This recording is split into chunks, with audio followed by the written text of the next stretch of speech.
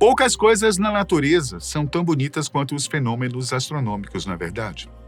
O telescópio espacial James Webb conseguiu provar isso muito bem, retratando estrelas, nebulosas e galáxias que nunca seriam vistas por nós sem o auxílio desses equipamentos avançados que existem atualmente. Mas esses dispositivos nem sempre estiveram à nossa disposição. E mesmo assim, a humanidade sempre pôde se encantar com fenômenos que acontecem no céu noturno, que são simplesmente sensacionais. A visualização dos planetas do Sistema Solar, das constelações e da própria Via Láctea são grandes provas disso. Mas um dos exemplos mais incríveis que representam um verdadeiro show celeste são os cometas.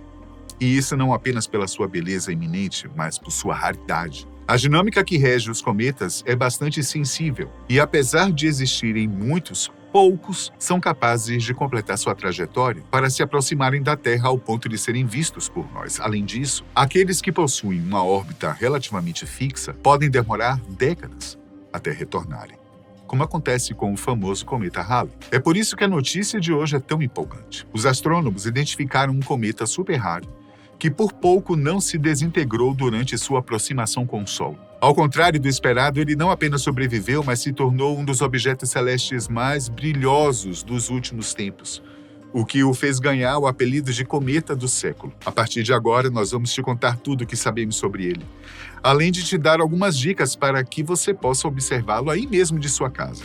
O nome oficial do cometa é C2023A3 Tsuchinshan Atlas. E apesar do tamanho e da estranheza, existe uma lógica por trás disso. Ele foi visto pela primeira vez em janeiro de 2023 pelo Observatório de Tsuchinshan, ou Popper Mountain, que fica na China. Depois a visualização foi confirmada pelo Atlas, que é o projeto da NASA criado para identificar e prevenir impactos de asteroides na Terra. Por isso, o nome dessas instituições aparece no final da nomenclatura. Já a designação 2023A3 se refere ao período que ele foi descoberto. Ela inclui o ano, que é a indicação mais óbvia, e um intervalo específico, sendo que A3 significa que ele foi descoberto na primeira quinzena de janeiro.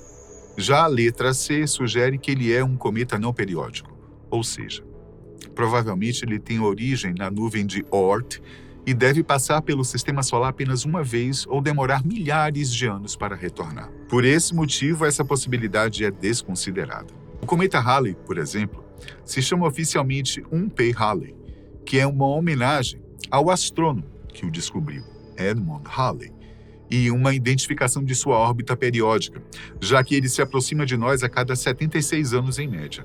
Mas para facilitar, os cometas sempre ganham apelidos. E no nosso caso de hoje, podemos chamá-lo apenas de C2023A3 ou Cometa do Século, que é um pouco mais impactante, não? Aliás, foi justamente por conta desse apelido que várias pessoas passaram a temer sua aproximação. Mas vamos descartar esse receio logo de cara. Os objetos astronômicos que realmente representam alguma ameaça para nós são os asteroides. Isso falando em grande escala, é claro. Pensando em algo que poderia interferir na civilização humana como um todo. Os asteroides são grandes corpos rochosos e ou metálicos remanescentes do violento passado da formação dos sistemas solares. Enquanto as órbitas estavam se estabilizando ao redor das estrelas, vários corpos se chocaram. E isso formou os planetas, os satélites naturais, como a Lua, e outros fragmentos menores, que são os asteroides ou planetas anões, como Plutão. Ou seja, esses objetos são grandes, mas não tão grandes a ponto de terem gravidade suficiente para criar uma órbita estável e moldar seu próprio corpo em um formato esférico. Aliás, vocês sabiam que a Terra e os demais planetas têm essa forma por conta disso? Por conta de seu peso, que é atraído de forma semelhante para o núcleo? Dessa forma, os asteroides não possuem um formato regular, e no caso do Sistema Solar estão concentrados principalmente entre as órbitas de Marte e Júpiter. A maioria deles tem algumas dezenas de quilômetros de diâmetro, mas eles podem chegar a medir algumas centenas de quilômetros também. Mesmo assim, suas órbitas não são tão estáveis, e é por isso que eles são atraídos por outros corpos com certa facilidade, fazendo com que eles se aproximem da Terra com alguma frequência. É por esse motivo que existem projetos como o Atlas, para monitorar essa movimentação ao nosso redor, para que não aconteça conosco o que aconteceu com os dinossauros. Mas os cometas são completamente diferentes disso. a começar pelo tamanho. Em geral, eles não têm mais do que 15 quilômetros, isso levando em conta apenas o seu núcleo. Mas a sua composição também é bastante distinta. Se os asteroides se formaram depois da colisão de grandes corpos, podemos dizer que os cometas foram originados do que restou destas colisões. É claro que não é tão simples assim, mas isso ajuda a entender que eles são feitos basicamente de pequenos fragmentos de rocha, metal, poeira estelar, que são compactados em pedaços maiores de gelo. E o gelo aqui não é formado apenas por água, não. Também podemos encontrar partículas de dióxido de carbono, que é usado para fazer o gelo seco, monóxido de carbono, metano, amônia. Geralmente os cometas habitam dois lugares próximos a nós, o cinturão de Kuiper e a nuvem Oort. Os que fazem parte do cinturão possuem uma órbita mais curta. Por isso, têm mais chances de criar uma trajetória periódica quando são atraídos pelo Sol. Já aqueles que estão na nuvem de Oort tendem a se aproximar apenas uma vez, como é o caso do cometa do século. Outra coisa que distingue os cometas é a sua aparência. Antes de sofrerem atração pela gravidade do Sol, eles são apenas objetos opacos e gelados vagando pelo cosmos. Porém, quando eles se aproximam da nossa estrela, são ativados pelo seu calor, evaporando os gases que estavam condensados na forma de gelo. É assim que se forma a coma, a aura brilhante que fica ao redor do núcleo. A cauda de íons, que é constituída pelos gases ionizados por fótons ultravioletas soprados pelo vento solar, e a cauda principal, que é visível a nós, feita de poeira e pequenos fragmentos de gelo. E o mesmo motivo que faz os cometas serem tão bonitos é o que faz com que eles sejam também bastante raros. Isso porque a maior parte deles se desintegra quando se aproxima do Sol, já que eles são pequenos e frágeis. Alguns desses fragmentos podem cair na nossa atmosfera, criando um grande espetáculo de luz. Esses são os meteoros. Quando eles sobrevivem a altas temperaturas e colidem com o planeta, passam a ser chamados de meteoritos. Mas a grande questão é que todos esses corpos celestes, os asteroides, cometas, meteoros e meteoritos, são muito imprevisíveis. O C 2023A3 é uma das maiores provas disso. Como dissemos, ele foi descoberto em janeiro de 2023 e já naquela época foi possível traçar sua órbita, identificado que ele deveria se aproximar de nós no final de 2024. Mas foi preciso que ele chegasse mais perto para que tivéssemos mais detalhes. No dia 27 de setembro, ele passou pelo periélio, que é o ponto mais curto da órbita de um objeto em relação ao Sol, ou seja, foi um momento em que ele esteve mais próximo da nossa estrela. 3 meses antes disso, grande parte dos especialistas concordavam que ele provavelmente iria se desintegrar neste processo, mas aconteceu justamente o contrário. O C 2023A3 liberou uma quantidade de gases muito maior do que o esperado.